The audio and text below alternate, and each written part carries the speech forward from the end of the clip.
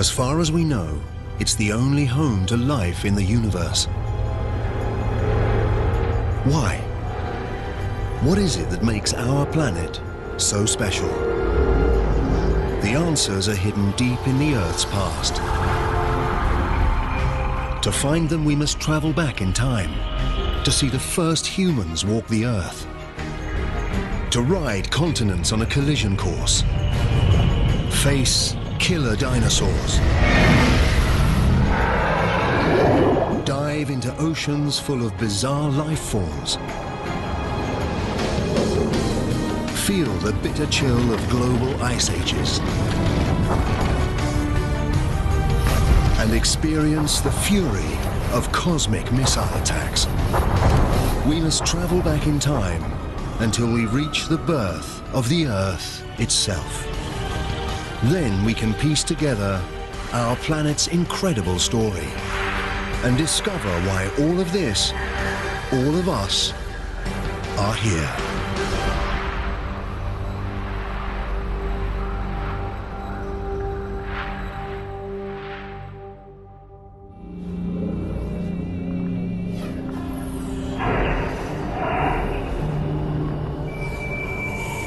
Our journey starts almost 5 billion years ago. But this can't be right.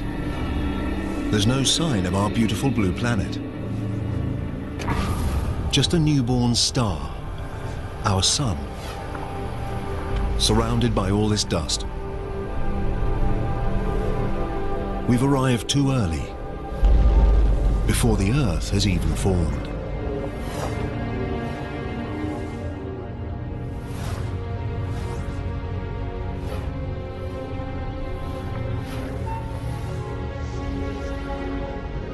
Speed up time, and we can see gravity pull the dust into tiny rocks.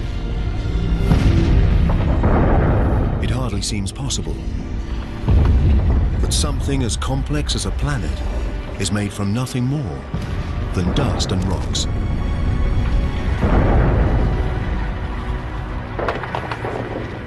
Over millions of years, gravity pulls these rocks together to form the Earth. One of at least 100 planets circling the sun.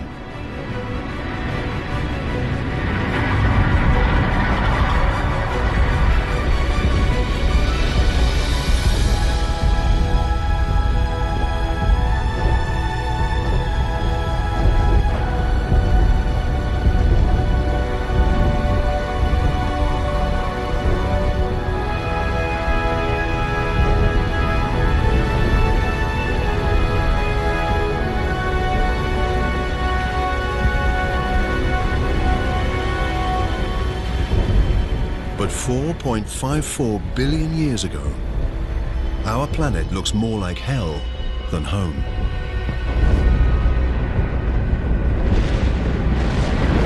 Up close, the temperature is over 1200 degrees Celsius.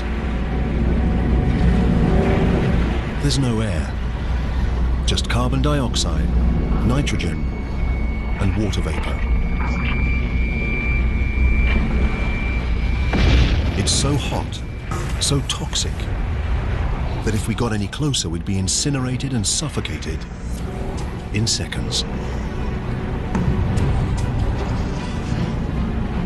The newborn planet is a boiling ball of liquid rock. There are virtually no solid surfaces, just an endless ocean of lava.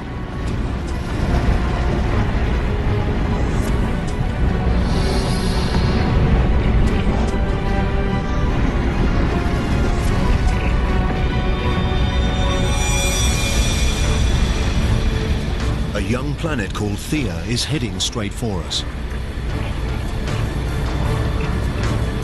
It's the size of Mars, and it's traveling at nearly 15 kilometers a second, 20 times faster than a bullet.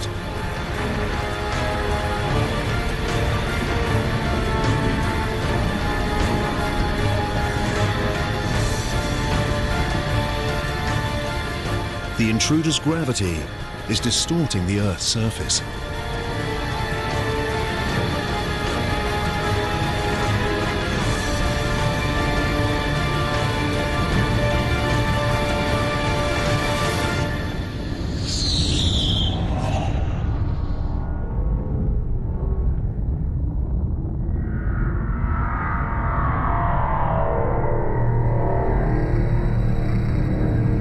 blast wave races out around the planet. It's as though both young planets turn to liquid. Trillions of tons of debris blast out into space.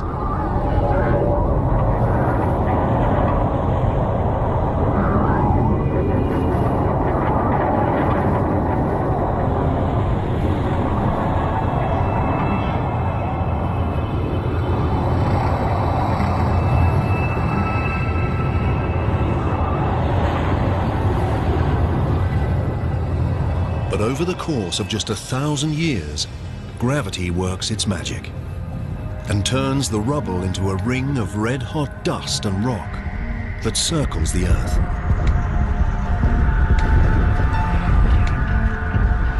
And now, from this ring a ball forms, over 3,000 kilometers wide.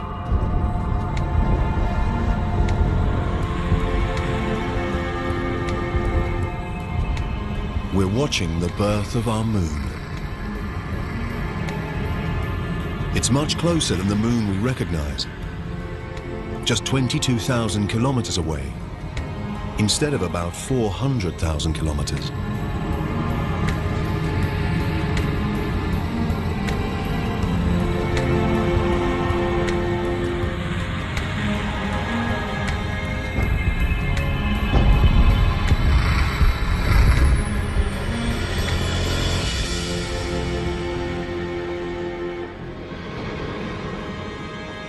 The sun rises over a cooling Earth.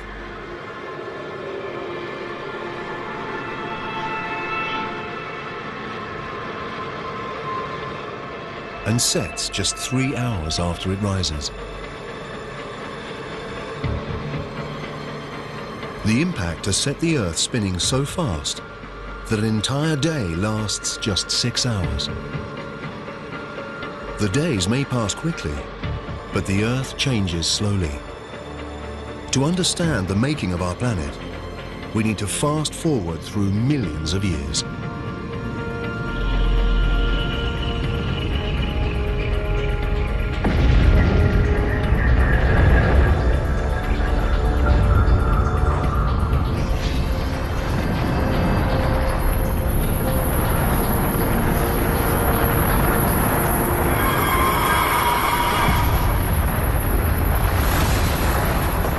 Hail of meteors.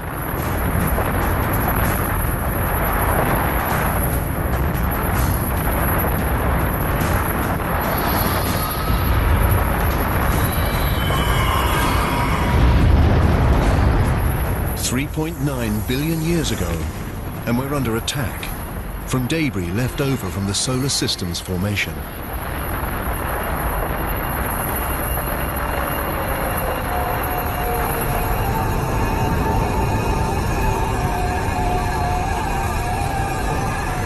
Look at these strange crystals inside the meteors. They look like grains of salt. The same salt you'd put on your French fries. And inside these, minute droplets of water.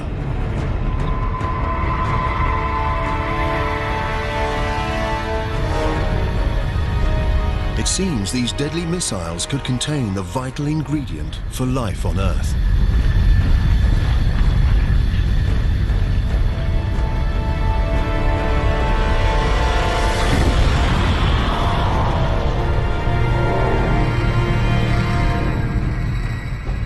There's only a small amount of water inside each meteorite. But as they bombard the Earth for over 20 million years, pools of water grow. The water collects on solid ground.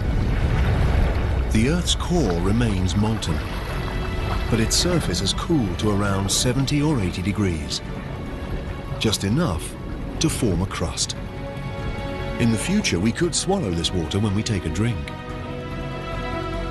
Every sip, every puddle, every drop of water in every ocean is billions of years old. And it may have traveled millions of kilometers to reach us, carried inside a meteor.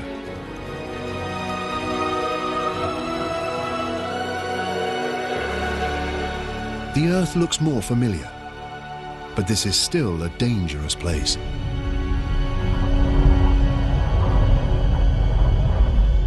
This wind is as fast, perhaps faster than the most destructive hurricane.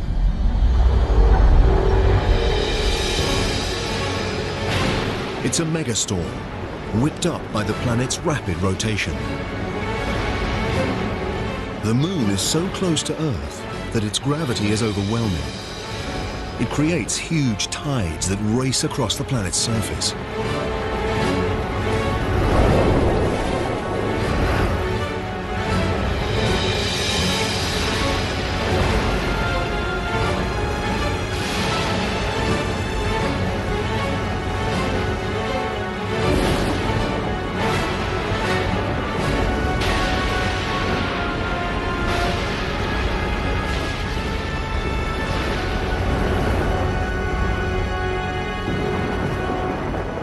But over time, the Moon moves away. The waves calm, and the planet spins slower.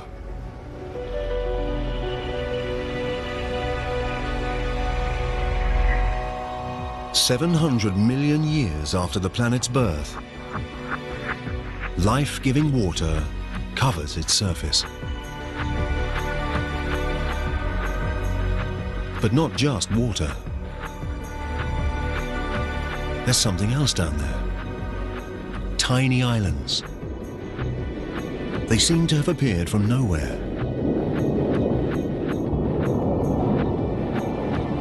Until molten rock bursts through the Earth's crust and rises up through the ocean. Over time, the lava cools and forms a volcanic island. This is how these islands formed. In the future, they will join together to form the first continents.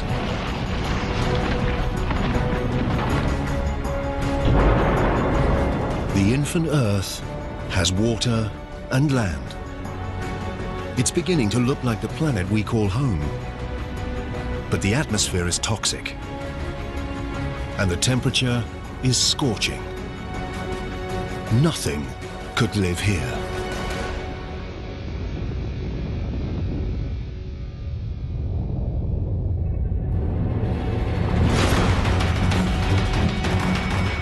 Meteors. They've been raining down since the planet's formation. But now, 3.8 billion years ago, the assault has entered a violent new phase. Something has disturbed the orbits of these meteorites. They already brought water to the planet, but they're carrying something else too.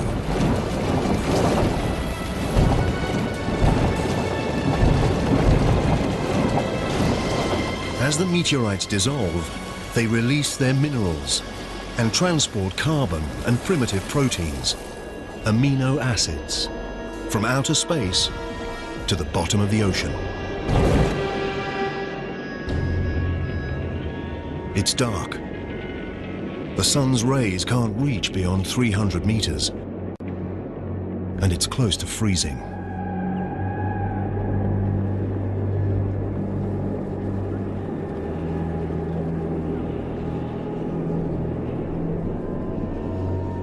This must be a mirage.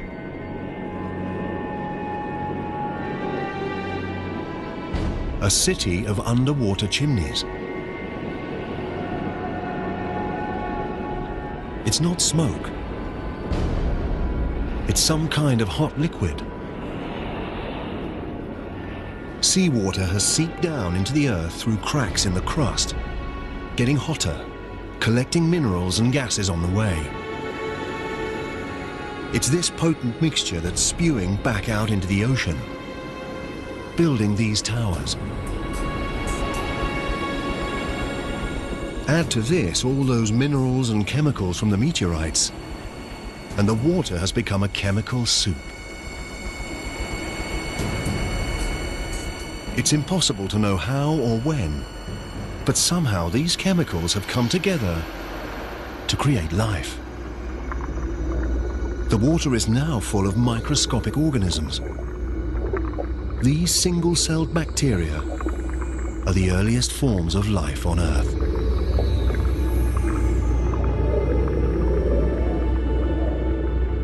This is a defining moment in the making of the planet.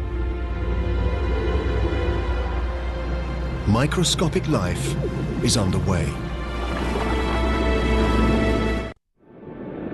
To find more complex life, we need to travel forwards through time to 3.5 billion years ago and a shallow ocean.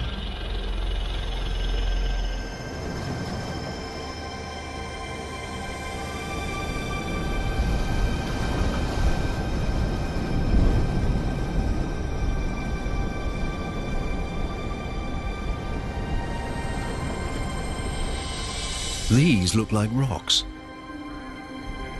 or even plants. They seem to grow out of the seabed.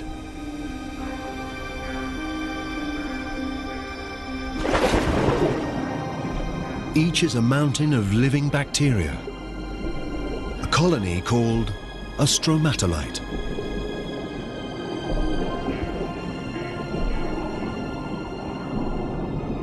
As if by magic, these bacteria turn sunlight into food. This process, called photosynthesis, uses the power of sunlight to transform carbon dioxide and water into glucose, a simple form of sugar, and similar to the stuff we put in our coffee.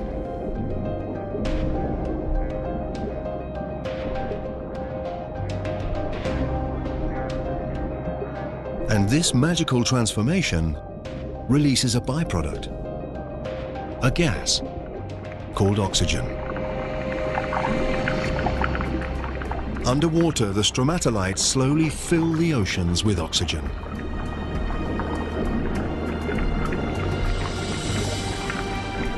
The oxygen turns traces of iron in the water into rust.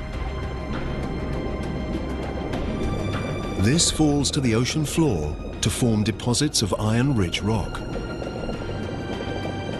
One day we'll use this mineral to build bridges, ships, and skyscrapers.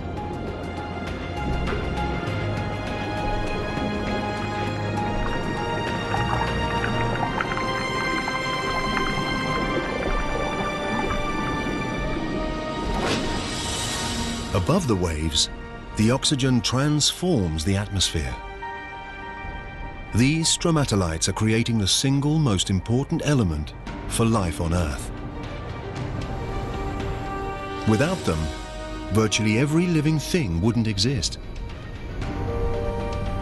When we take our next breath, we're doing it thanks to these colonies of ancient bacteria. Over the next 2 billion years, oxygen levels continue to rise. And as the planet's spin slows, the days get longer.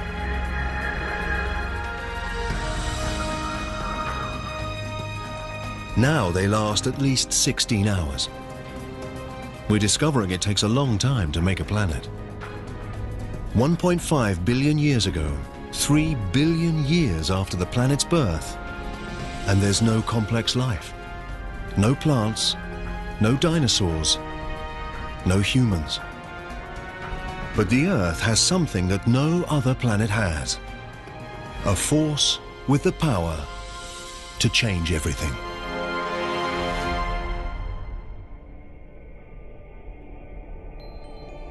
Our planet, a beautiful blue ball dotted with volcanic islands. 1.5 billion years ago, it's home to primitive life.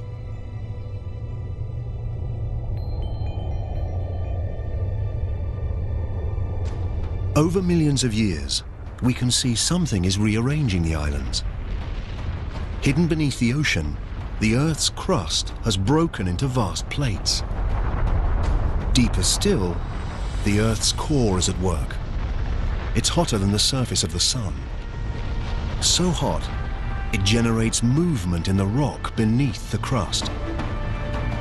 These movements push and pull the plates around the globe and carry the oceans and the islands with them. Millions of years race by.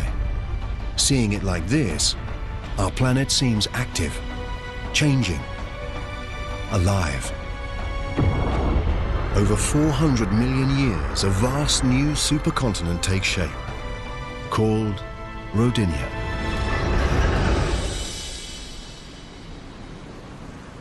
In the shallow waters around Rodinia, stromatolites have been working their magic for over 2 billion years, pumping oxygen into the atmosphere. The temperature is 30 degrees Celsius, and the days are 18 hours long.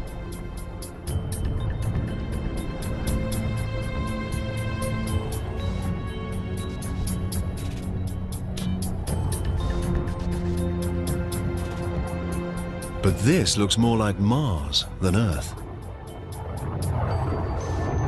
To find life here, we need to move on, through time.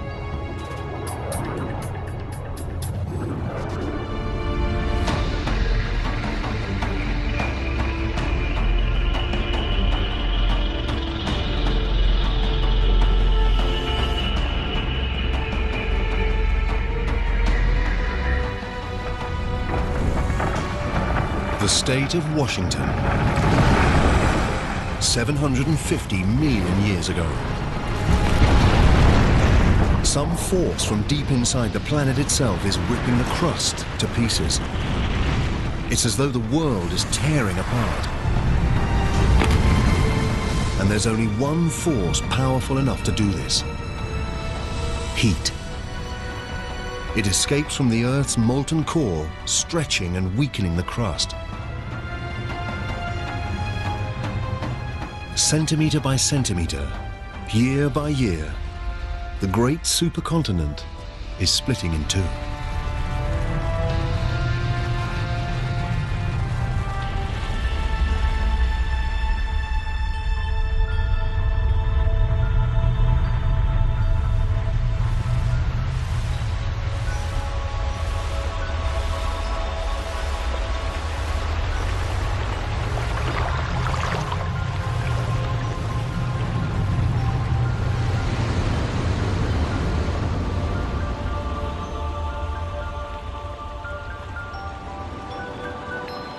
The intense geological activity has spawned a mass of volcanoes.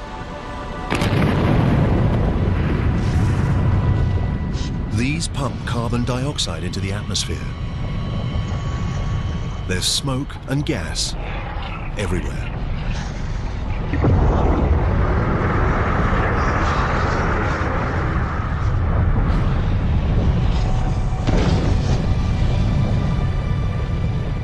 All that carbon dioxide mixes with water to make acid rain. The rocks absorb the acid rain, including its carbon dioxide. And there are a lot of rocks on the Earth right now, exposed when the continent tore apart. So many that vast quantities of carbon dioxide are absorbed out of the atmosphere and locked up in the Earth's rocks.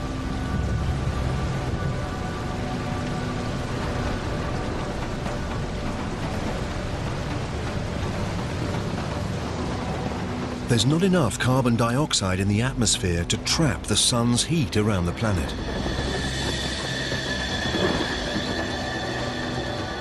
In just a few thousand years, the temperature plummets to around minus 50 degrees.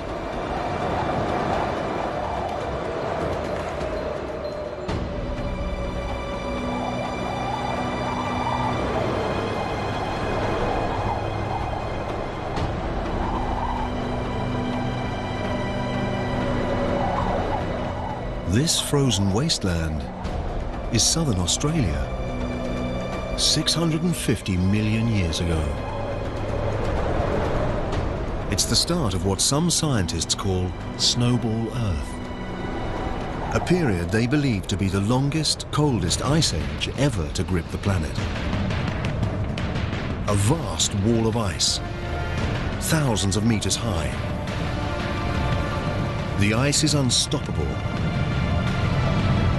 The more ice there is, the more sunlight it reflects away from the planet, and the faster the ice spreads. And there's a second ice sheet, just as high. The two sheets spread away from the poles towards each other to meet at the equator.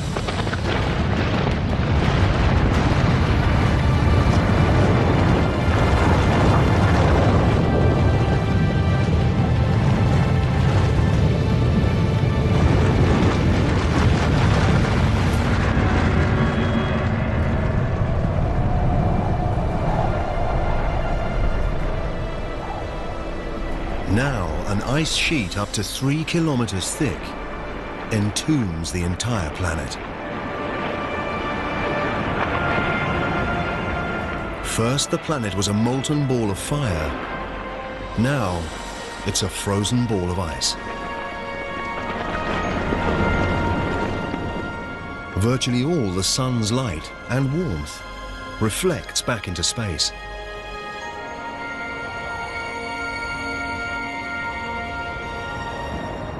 But it can't last forever. Something must release the Earth from this frozen prison. And when it does, who knows whether life will have survived beneath the ice? The surface is frozen, but the core is still hotter than the sun's surface.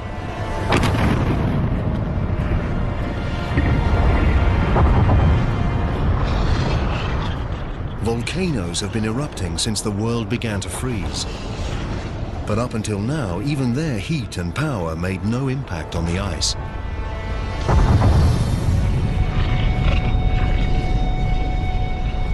Volcanoes pump out billions of tons of carbon dioxide. Before the big freeze, the Earth's rocks absorbed most of the CO2. But now, with the rocks smothered in ice, there's nothing to absorb the gas. So it fills the atmosphere.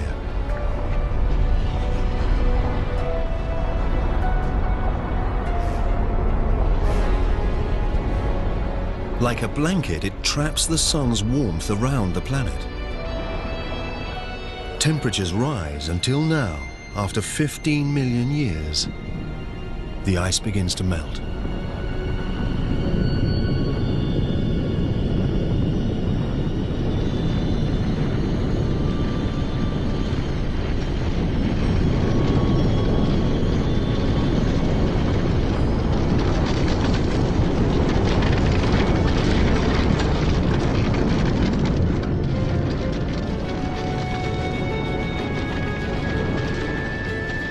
It's thought that during Snowball Earth, the ice pushed the crust down.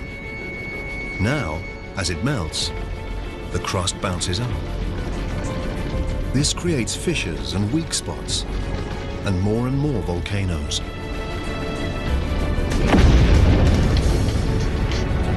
These volcanoes release more carbon dioxide and push the temperature up even higher. The melt gathers momentum. Oxygen levels rocket. Through a series of chemical reactions, the ice has created oxygen.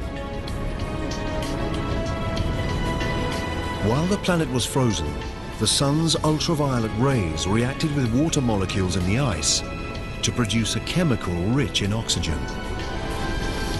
Hydrogen peroxide, the same chemical that bleaches hair.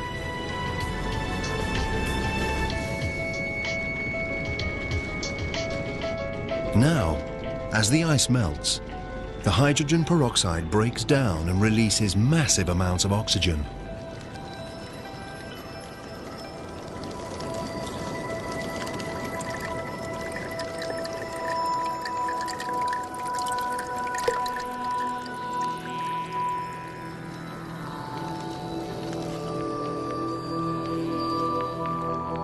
The Earth is waking up, and it's a very different place.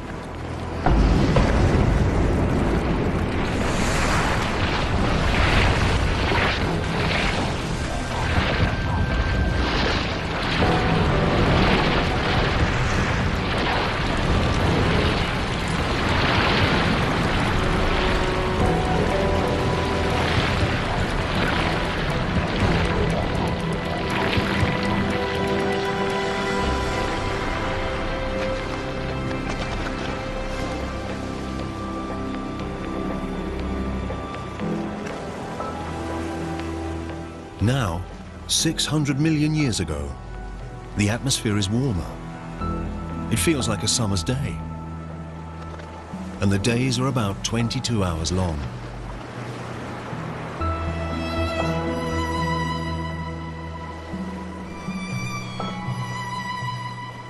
Add all this water, and it's the perfect recipe for life.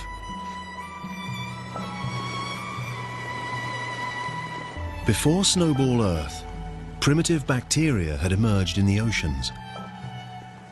But surely they couldn't have survived an ice age 75 times longer than the entire span of human history. If something has survived, then our best chance of finding it is where we last saw life, in the ocean.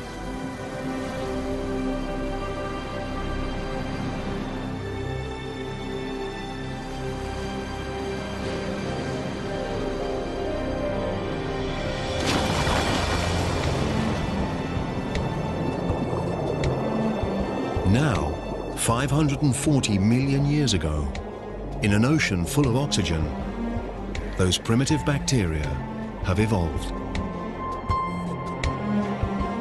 A handful must have clung on through the big freeze. There are plants everywhere. And something else. It looks like some kind of armored slug. It's called Wiwaxia. It's one of a new generation of complex multi-celled organisms.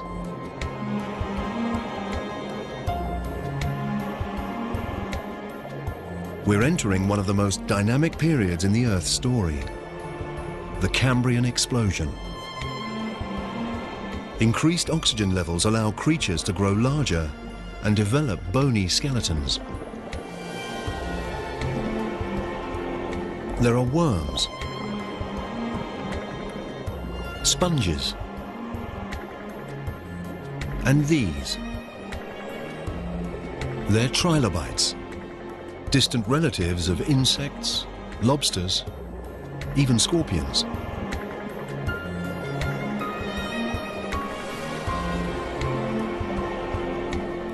Life in the oceans is blossoming.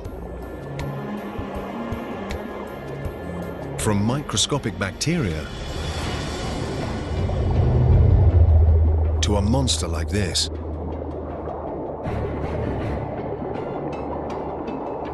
This is Anomalocaris. It's about 60 centimeters long.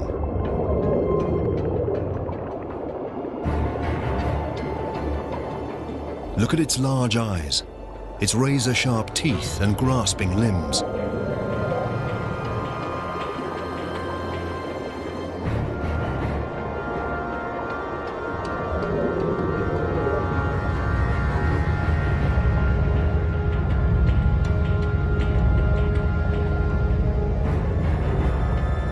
All Anomalocaris has to do is take its pick.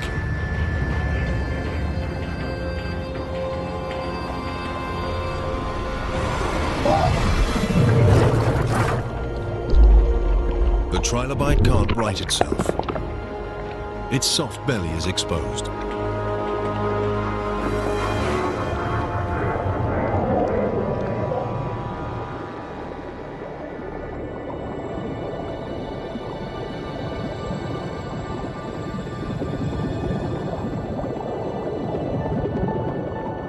These are Picaia. They're just 5 or so centimeters long, but they've got what may be the first ever spine. Over millions of years, this simple structure will evolve into the spine that keeps us standing erect. And creatures are beginning to take on familiar forms.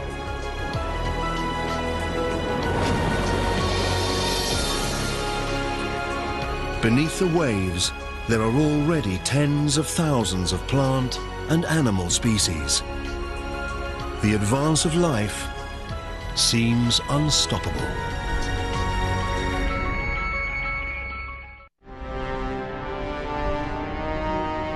We're looking for life on land. 460 million years ago, and the plates have moved again. Below lies a new continent, Gondwana. It's a warm 30 degrees Celsius. Oxygen levels are close to those in which we live. The land should be covered with plants, crawling with creatures. But there's not much here, beside a few patches of algae.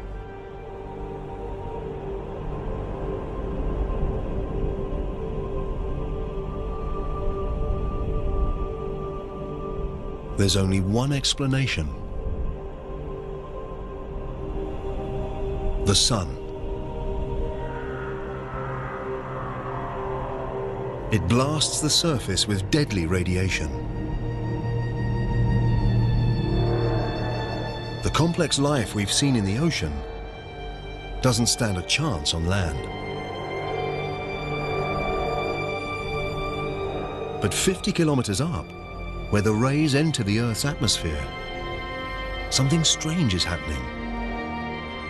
When oxygen meets the sun's radiation, the oxygen turns into another kind of gas, called ozone. This gas forms a blanket around the planet. This ozone layer absorbs the lethal radiation. Over 120 million years, the ozone layer gets thicker and stops more and more radiation from reaching the Earth's surface. Without this layer, life on land simply wouldn't exist.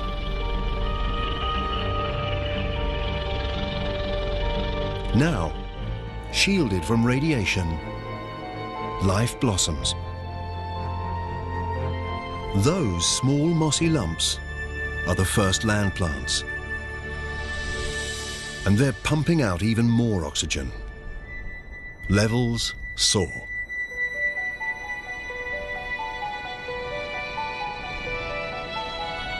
$375 million years ago.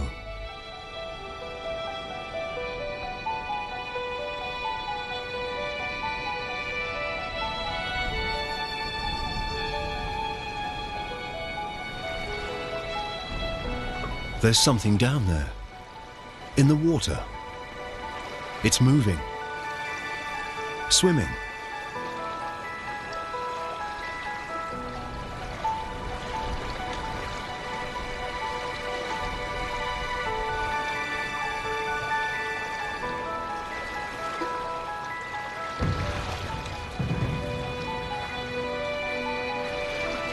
It's a strange fish called a tiktaalik.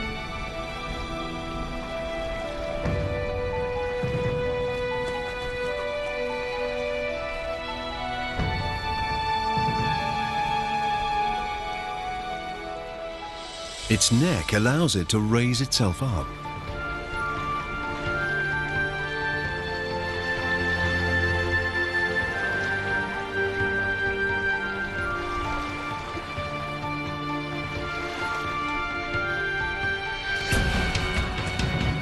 It uses its fins as if they're legs.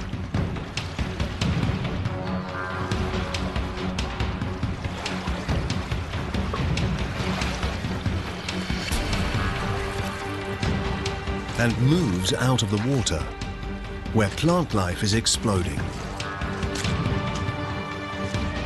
Over 15 million years, these creatures called tetrapods evolve. They grow stronger limbs and spend more time out of the water, until 360 million years ago, they make the land their home. It's from a creature like this that all four-legged vertebrates will evolve.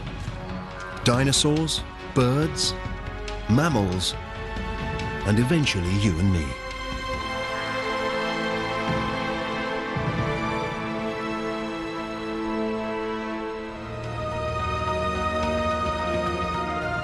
We've come a long way, from a lump of burning rock and dust to a blue-green planet bursting with life.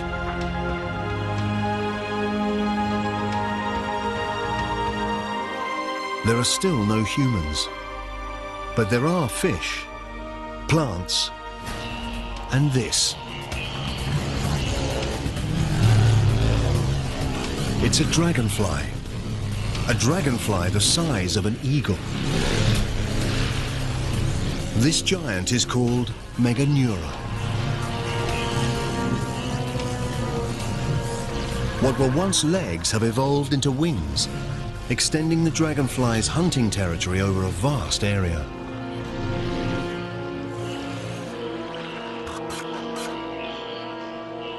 There are millipedes, spiders, all sorts of bugs down there. These creatures, called arthropods, were among the very first to set foot on land. They've already been around for hundreds of millions of years. They look almost identical to the bugs that invade our homes today. Except for one big difference. Like Meganeura, they're monsters. We've stumbled into a lost world of giants, where millipedes are 2 meters long, and scorpions the size of wolves. All the oxygen in the atmosphere allows their respiratory systems to be more efficient and frees up space for their bodies to grow. A lizard-like creature called Hylonomus.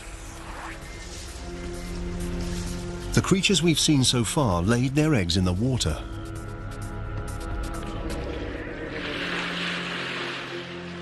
But these eggs contain all the water and nutrients the developing Hylonomus needs.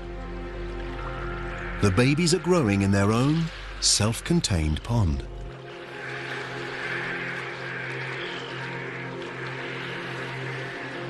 The egg is a major evolutionary breakthrough.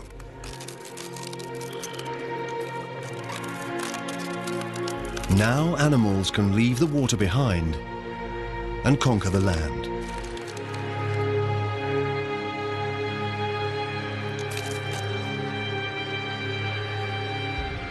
This baby Hylonomus will lead the advance.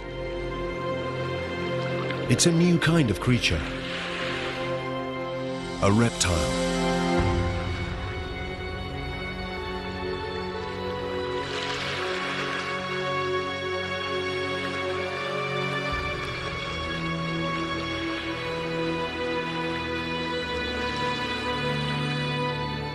Inevitably, with life comes death.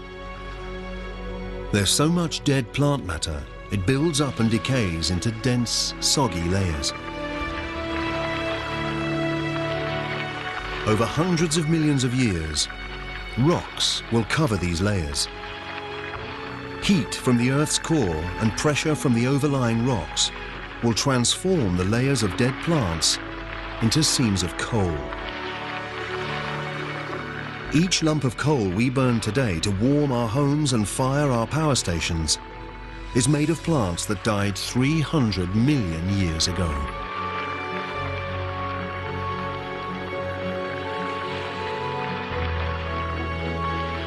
Amidst the decay, hidden from sight, life is stirring. Soon seeds will germinate, plants will grow, and this wasteland will live again. Life seems to have conquered the planet.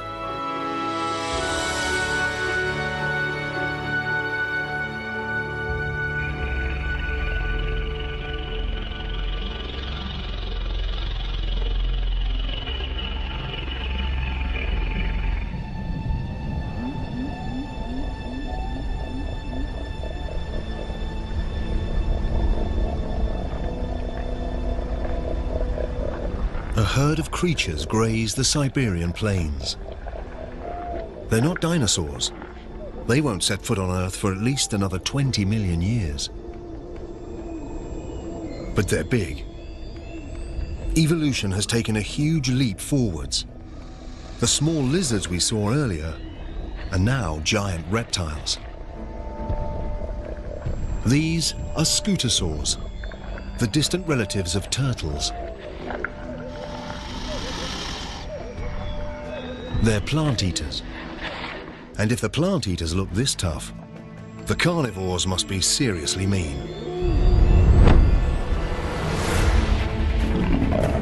It's a gorgonopsid, a perfectly engineered prehistoric killing machine.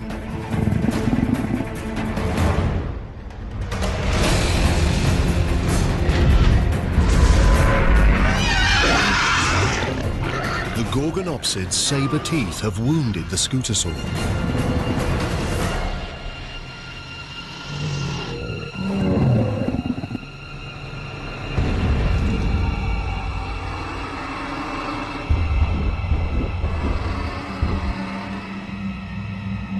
The predator is watching as its prey grows weak from blood loss.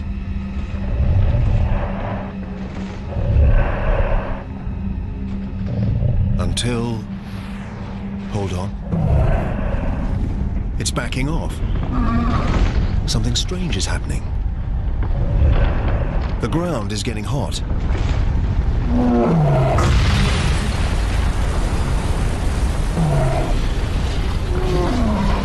There must be enormous pressure beneath the surface.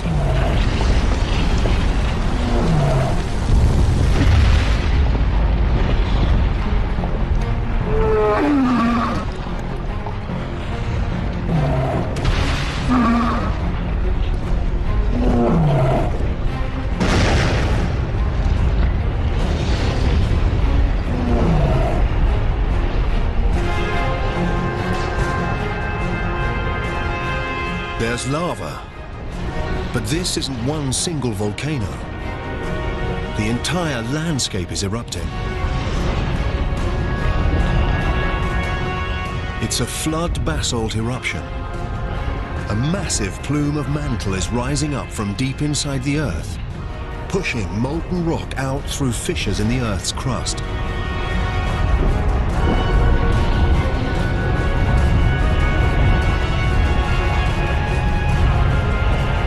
The lush paradise is now a lifeless hell. The scutosaurs and the gorgonopsids are dead. They're the first casualties in the greatest mass extinction the world has ever seen. The Permian extinction.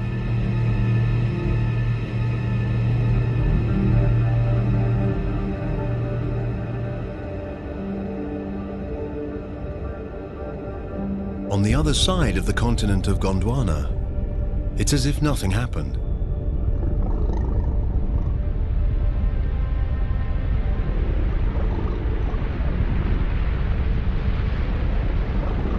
Snow. But the temperature is about 20 degrees Celsius. It's not snow, it's ash. Fallout from the eruption some 16,000 kilometers away.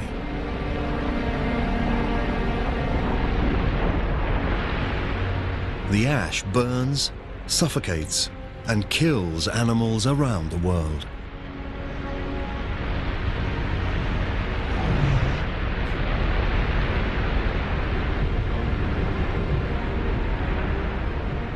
The atmosphere is full of sulfur dioxide from the eruptions.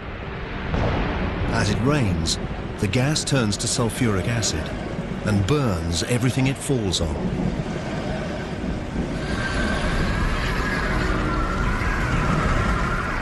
At first, it seemed like this was a local disaster, but now it's gone global.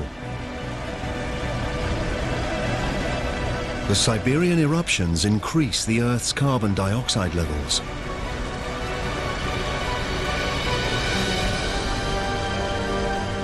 The atmosphere gets hotter. Water evaporates. Vegetation dies. We thought life had finally found a foothold.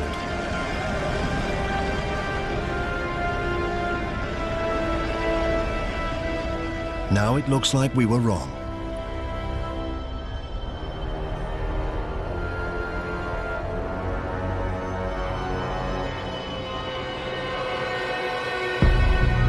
There are no signs of life on land, but in the oceans,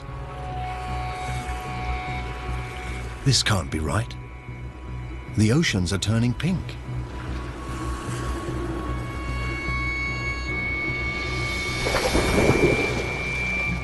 And the plants, the trilobites, the predators, everything's gone. Everything except for this pink algae. The new hotter atmosphere must have heated the oceans and stripped them of oxygen. Now, nothing except algae can survive in the stagnant water.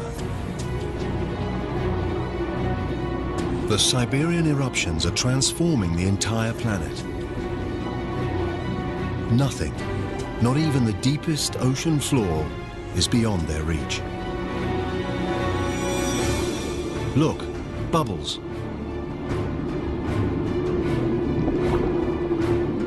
But it's not oxygen, it's methane, escaping from vast pockets of methane gas beneath the seabed. Methane is a greenhouse gas, at least 20 times deadlier than carbon dioxide. Until now, the gas has been frozen, but as the sea temperature rises, the gas begins to melt.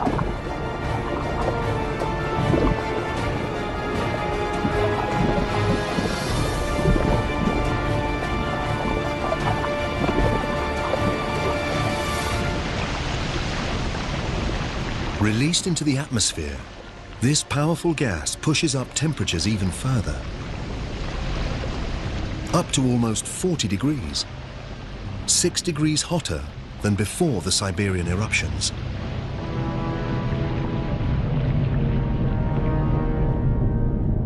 Now, even the creatures that have made it this far are doomed.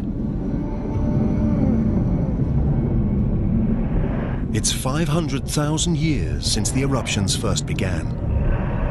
And all this time, for 500,000 years, the lava has been pouring out. By now, it covers an area the size of the United States, with a layer of molten rock nearly 6 kilometers deep. 250 million years ago, we're back where we started, on a lifeless planet. Almost.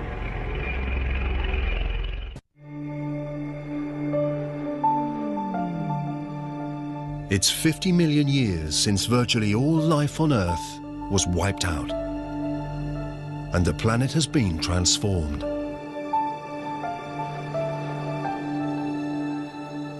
It's now 200 million years ago, and there's just one supercontinent called Pangaea, stretching from pole to pole.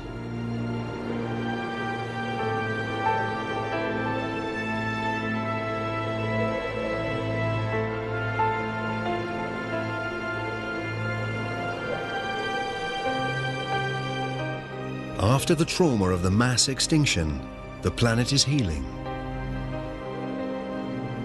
Temperatures are stabilizing. The acid rain is neutralizing and vegetation returning.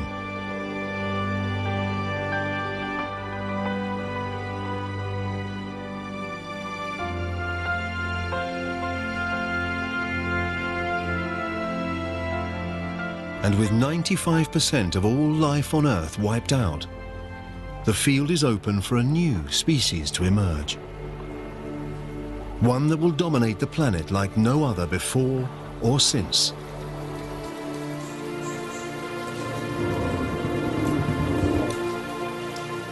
The dinosaurs. These dinosaurs are called amosaurs. Like all dinosaurs, they've evolved from the handful of reptiles that survived the Permian extinction. At 4.5 meters tall, their size makes them slow and vulnerable. A Dilophosaurus. 2 of them.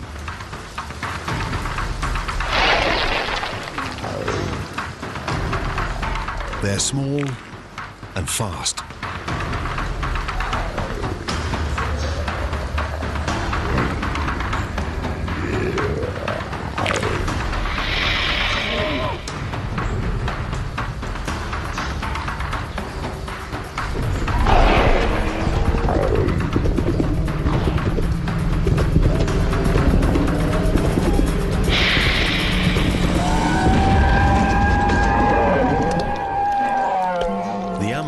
Tyrannosaurus is too big a meal for one Dilophosaurus, but not for two.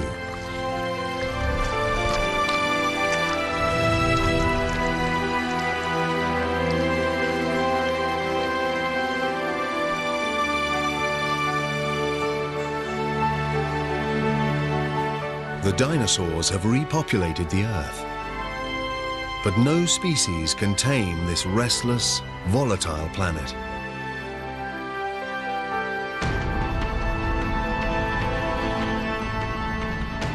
The Earth's crust is thinning here.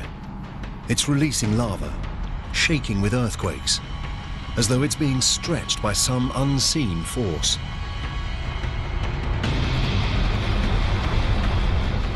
And the same thing is happening all the way down what will be North America's eastern seaboard.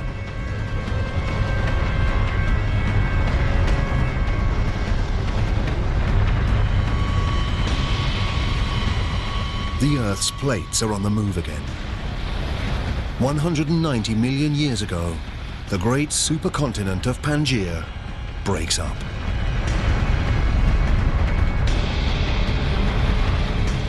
A vast slab of land has broken away. It creates a chasm, and this fills with a new ocean called the Tethys, over what will one day be the Middle East. Currents are pushing nutrients up into the coastal waters running along what will be Saudi Arabia, Iraq, and Iran. And the nutrients attract fish in their millions.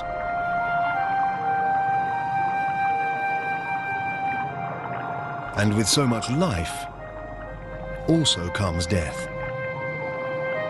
Dead fish and plankton carpet the ocean floor.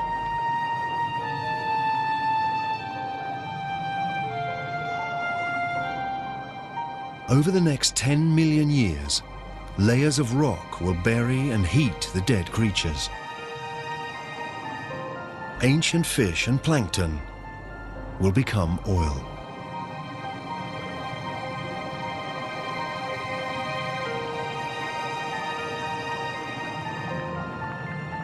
Every liter of fuel in our cars, every piece of plastic on the planet, the paint on our walls, the carpet under our feet, even the soap we wash with, almost all originated in this way.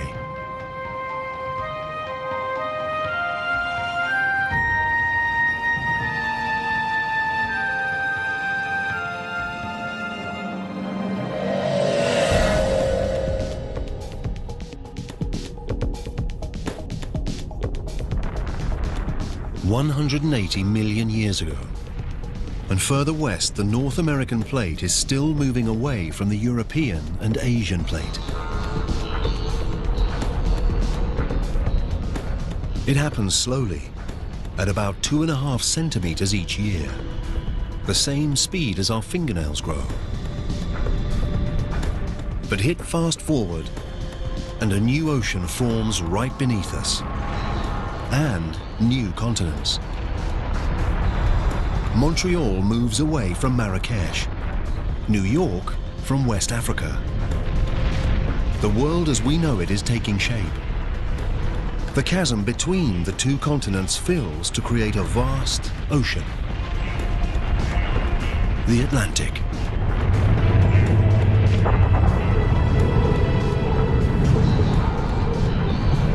And there in the middle, a volcano.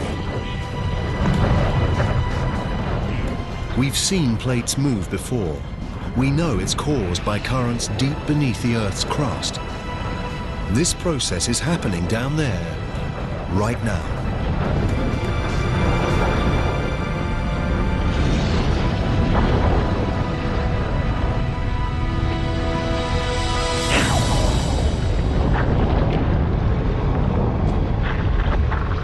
The entire sea floor has been torn in two and pushed up into a ridge of mountains and volcanoes. It's growing higher than the Himalayas and longer than the Rockies. The water's hot here. Molten lava is forcing its way out from deep inside the Earth. As the lava cools, it's creating a new range of volcanic mountains and new ocean floor. This is what's pushing the plates and Pangaea apart and rearranging our world.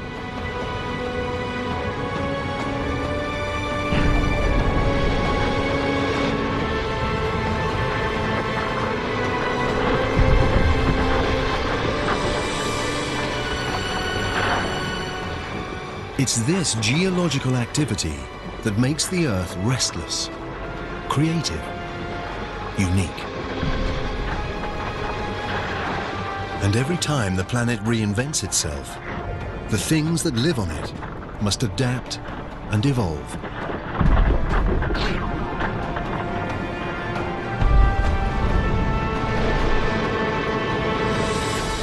Things like these, they're ichthyosaurs. Their reptile ancestors lived on land, but as the planet changed, so did they.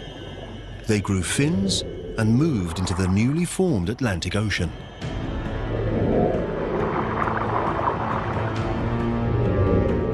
This one is 6 meters long and fast. It travels at about 40 kilometers an hour.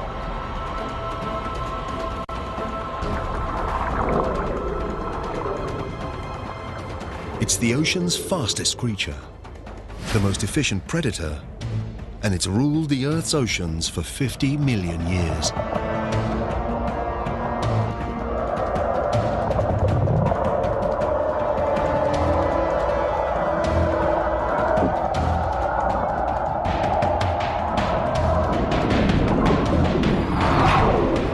But now there's a new contender for the crown.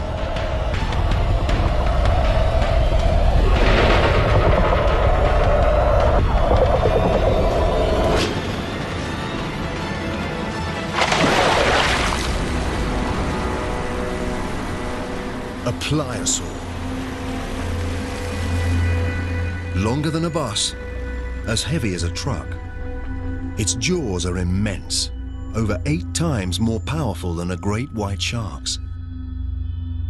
And its teeth are 30 centimeters long.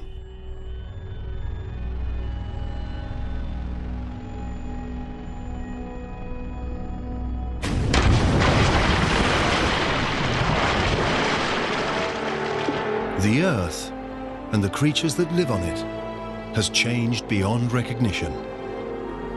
This was once solid ground. Now it's the Atlantic Ocean. It was on this very spot that we stood and watched Amazons graze and Dilophosaurs stalk their prey. The dinosaurs' world may be different, but they're as dominant as ever. They appear invincible.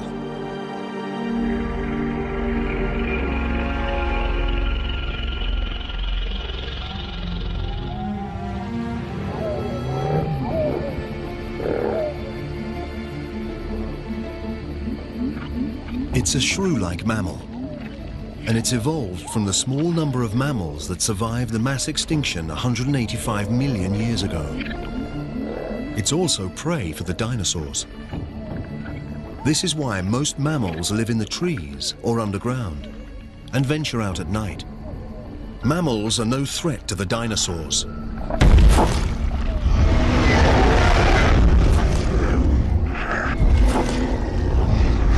Nothing on Earth can challenge their dominance.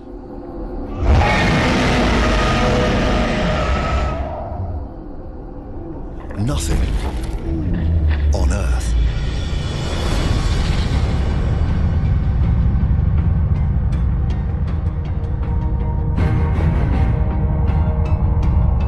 It's a lump of space rock, a large one.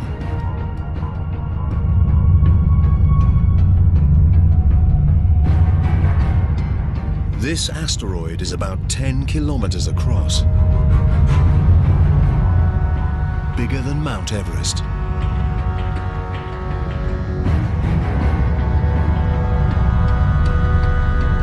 And it's traveling at over 70,000 kilometers an hour, straight towards the Earth.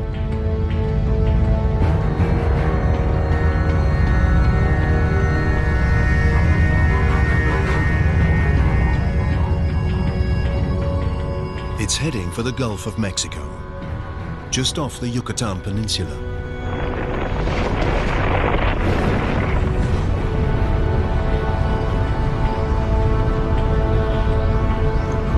It travels so fast, blink and we'd miss the impact, unless we slow down time.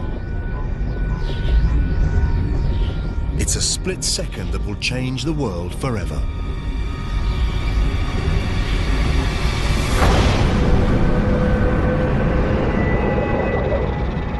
At the moment of impact, the asteroid's back edge is still at nearly 11,000 meters, the same height as a commercial aircraft flies.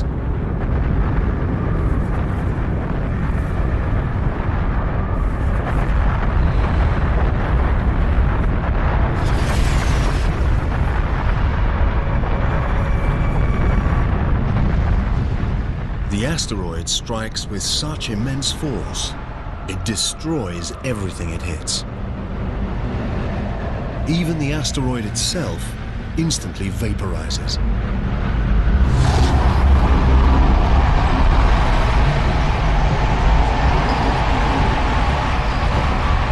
The impact unleashes the energy of millions of nuclear weapons.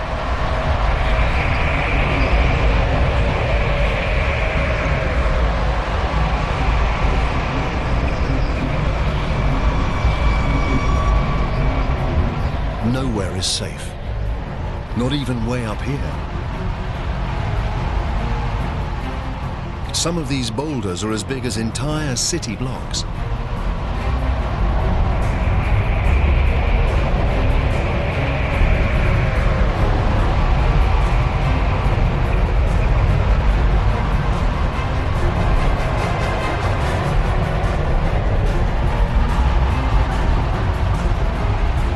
The blast wave races out from the impact zone like shrapnel from an exploding bomb.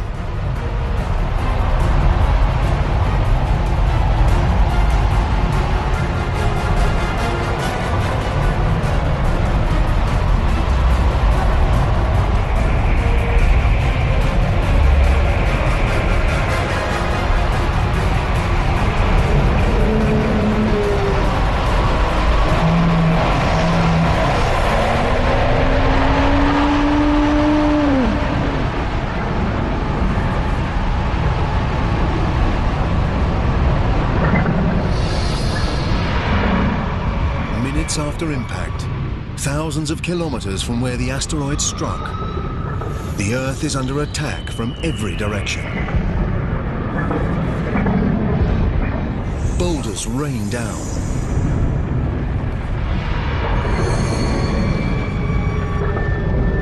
Earthquakes shake the ground.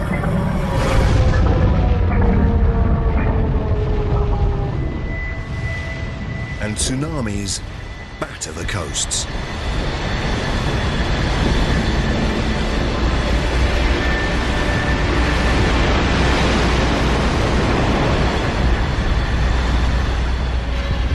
But the onslaught has only just begun.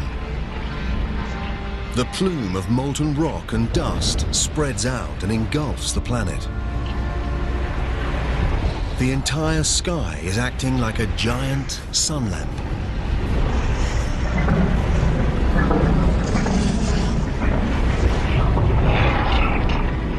The Earth's surface heats up to 275 degrees. Vegetation begins to spontaneously ignite.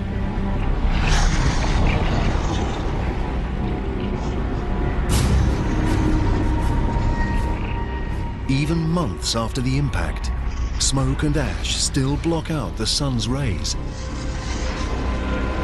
With less sunlight, plants die, and the animals that eat them starve. Against this onslaught, it's hard to see how anything can survive. The dinosaurs' 165 million year reign is over.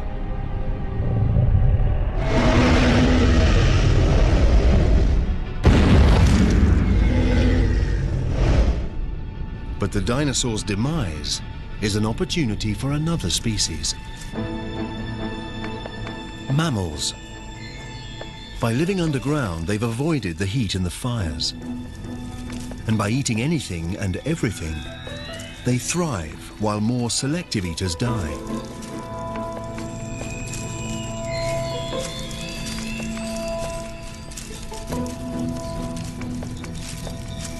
These are the unlikely inheritors of the dinosaur's crown.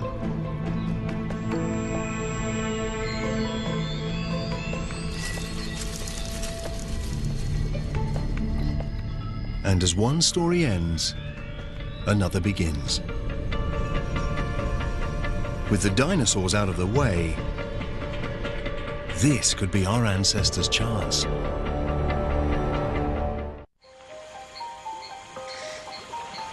The dinosaurs are long dead. The planet is peaceful.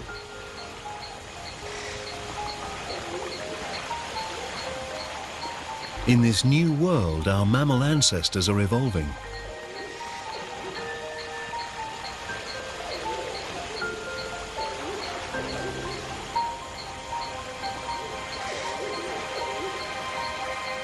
This lake, 47 million years ago, in what will one day be Germany, should be the perfect place to spot them.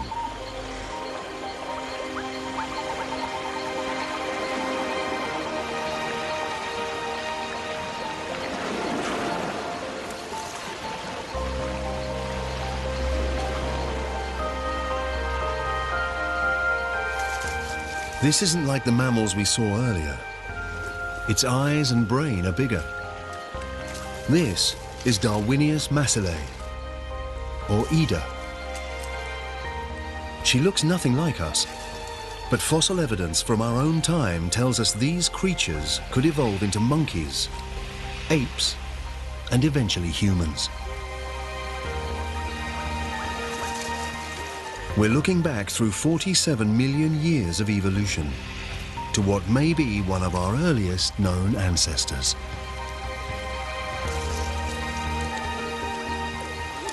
The lake sits on a volcanic crater.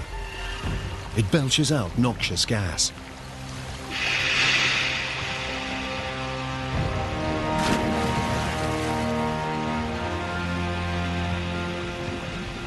Now, the lake that killed her will preserve her in its oxygen-depleted depths.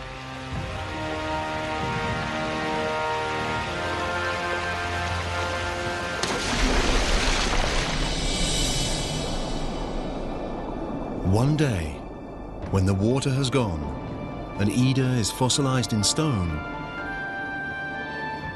we will discover her and recognize in this primitive primate what could be the very beginning of our own story, the story of human life.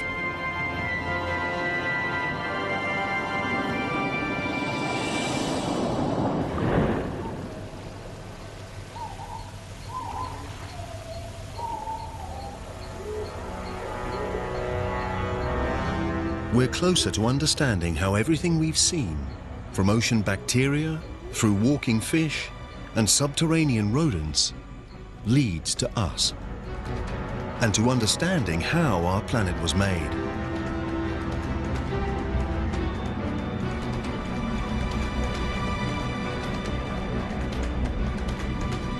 "47 million years ago, and the atmosphere is much like our own. The temperature is 24 degrees Celsius, and a day lasts just under 24 hours. The Earth we're looking at now is almost identical to the planet we call home. Almost.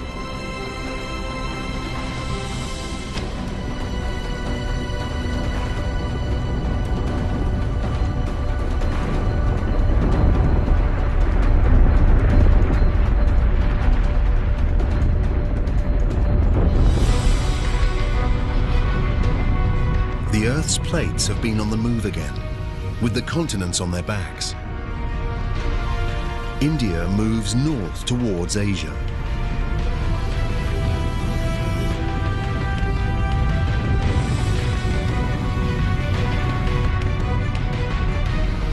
the Indian and Asian plates are locked in a titanic struggle.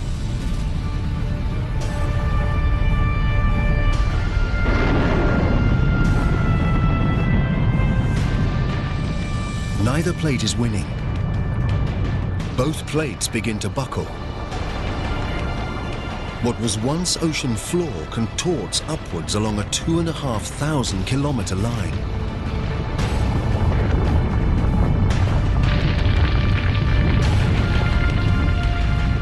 A vast mountain range rises up. 1,500 meters, 4,500 meters.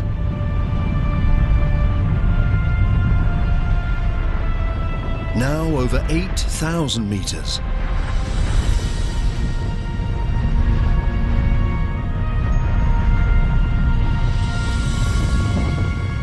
These are the Himalayas.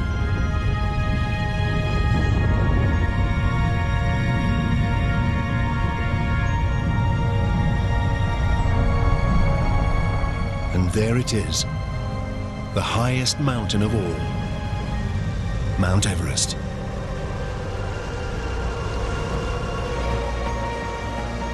When the snow on the peaks melts, it feeds great rivers. The Ganges, Indus, Yangtze, and Yellow rivers.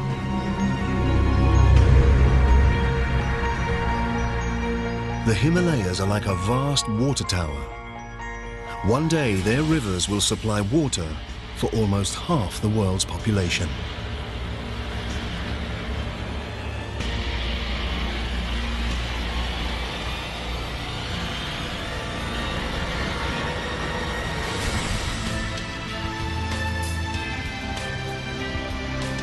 "20 million years ago, this is our planet, with every continent, every ocean, just as we know it. Except there's one thing missing. Us, the human race.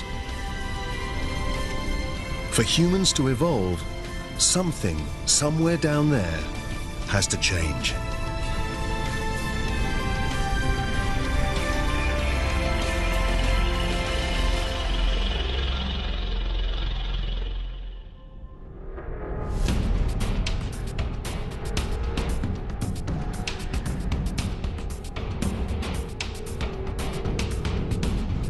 Along Africa's east coast, between the plates that make up the Earth's crust, a great rift opens up.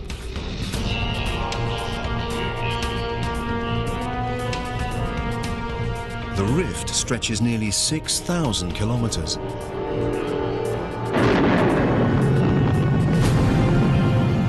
Along its edge, mountains grow.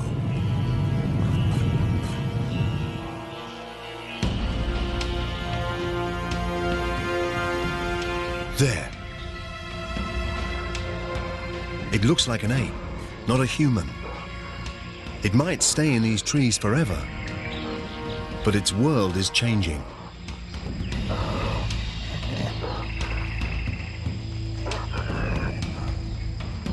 The growing mountains act like a wall. They stop moisture from the Indian Ocean passing over the land. It's getting hotter and drier. The lush rainforest is becoming arid savanna. The new hotter climate destroys the creature's habitat.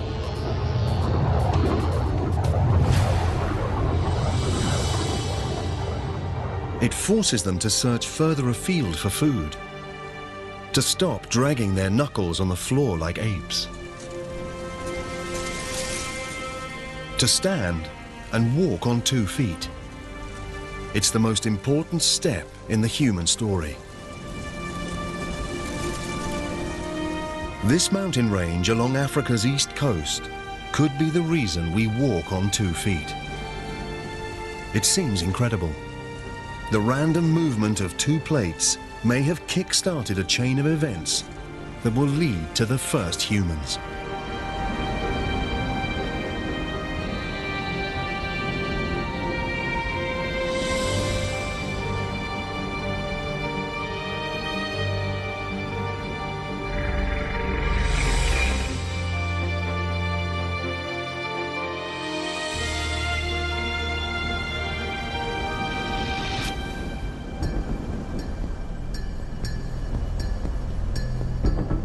man and child. It could be a scene from our own time, but it's 1.5 million years ago. These are an early species of human called Homo erectus. And these are the first footprints like our own. Civilizations past and present, everyone that's ever lived, the greatest inventions, the most brilliant ideas, human history in all its complexity and splendor begins here and now.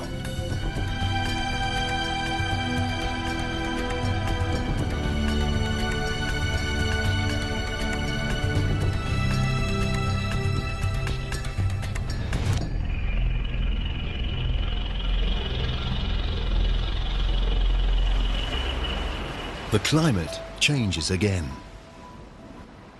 70,000 years ago, sea levels fall. The gap between Africa and Arabia shrinks down to just 13 kilometers. The Red Sea is narrow and shallow enough for this small group to cross out of Africa. They're another, later species of human called Homo sapiens.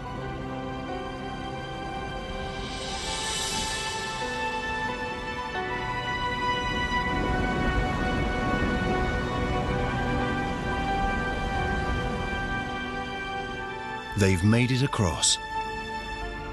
Scientists believe every man, woman and child outside of Africa is descended from these 200 or so individuals.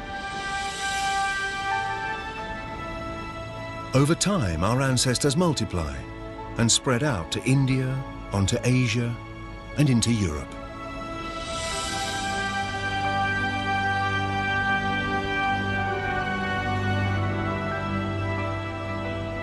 But while humans head north, a giant wall of ice travels south.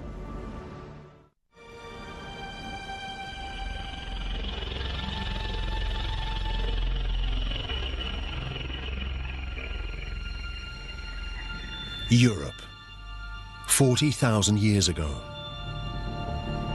Our Homo sapiens ancestors are arriving, only to find a world that's changing fast. It's getting colder. It should be the height of summer, but the plants are frostbitten. The rivers are frozen.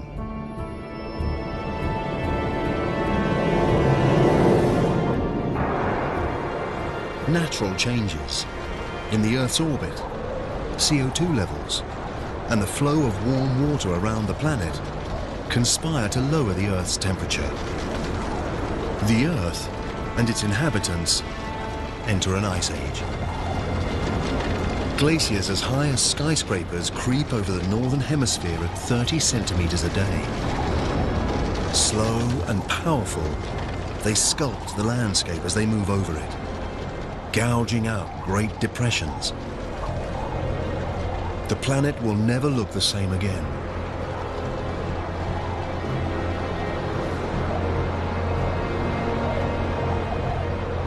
Now, around 20,000 years ago, they grind to a halt. Much of the northern hemisphere is covered by ice sheets up to 2.5 kilometers thick.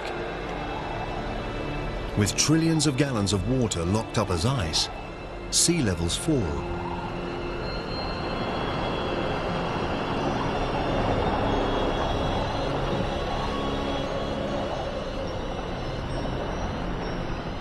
"20,000 years ago, a strip of land emerges from the ocean between Siberia and Alaska.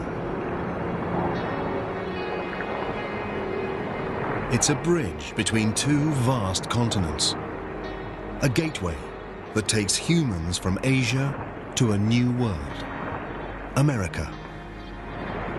It's the last great continent to be colonized, the last great human migration. And somewhere down there are the first Americans.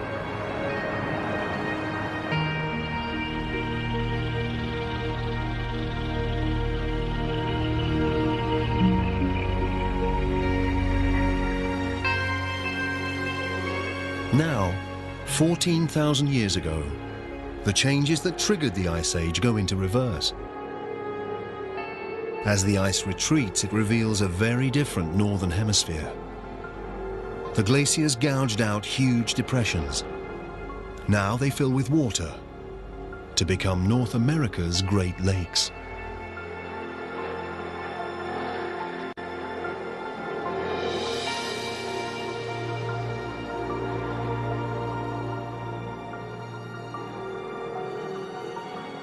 "6,000 years ago, the ice retreats back to the poles, to the Arctic and Antarctic.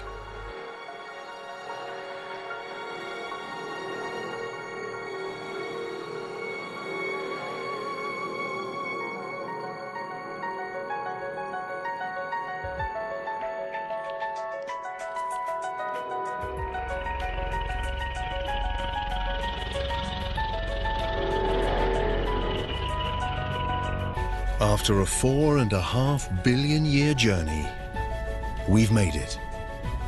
We're back home. This is our world, our time. Now, for the first time, we can piece together our planet's incredible story. We can understand how and why everything we see around us is here today. From the skies above us to water, the essential ingredient for life. The ground beneath our feet.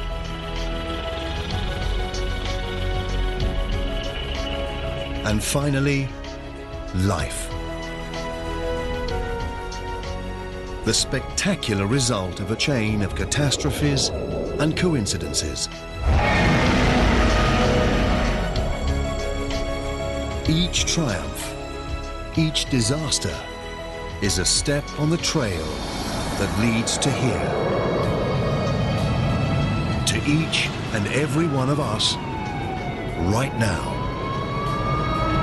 But Earth's story doesn't end here. A lot has happened, but there's more to come.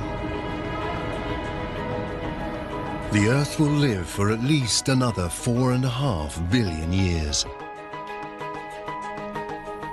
Everything we've seen on our journey is only half the story. Just imagine what wonders, what terrors, what strange creatures lie ahead for our restless, creative planet.